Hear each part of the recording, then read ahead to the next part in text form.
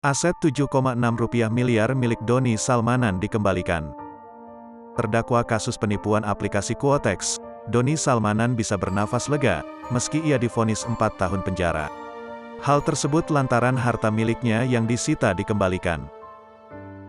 Adapun total uang atau harta Doni Salmanan yang dikembalikan negara mencapai Rp7,6 miliar, lantaran dianggap tak lakukan pencucian uang alias TPPU. Doni Salmanan hanya menerima vonis hukuman 4 tahun penjara dan denda sebesar Rp1 miliar atas sangkaan Undang-Undang Informasi dan Transaksi Elektronik. Diketahui, aset-aset yang disita oleh pihak berwajib senilai miliaran rupiah kini akan dikembalikan kepada Doni Salmanan. Total uang yang dikembalikan kepada Doni Salmanan mencapai Rp7,6 miliar.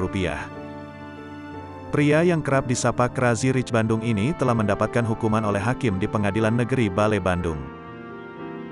Doni Salmanan divonis 4 tahun penjara dan denda Rp1 miliar oleh Ketua Majelis Hakim Ahmad Satibi.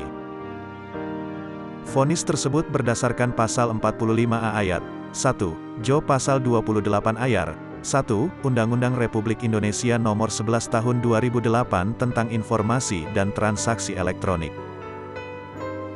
Doni juga dijerat dengan Undang-Undang Republik Indonesia Nomor 11 Tahun 2008 tentang Informasi dan Transaksi Elektronik. Vonis dari majelis hakim itu berbeda jauh dari apa yang dituntut oleh Jaksa Penuntut Umum, JPU, dan para korban Quotex. Awalnya, JPU menuntut Doni Salmanan dengan hukuman 13 tahun penjara dan denda Rp17 miliar atas kerugian dari korban.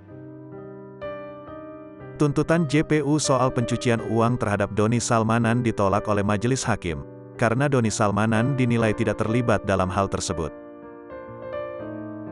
Membebaskan terdakwa oleh karena itu dari dakwaan kedua tersebut, kata Ketua Majelis Hakim Ahmad Satibi.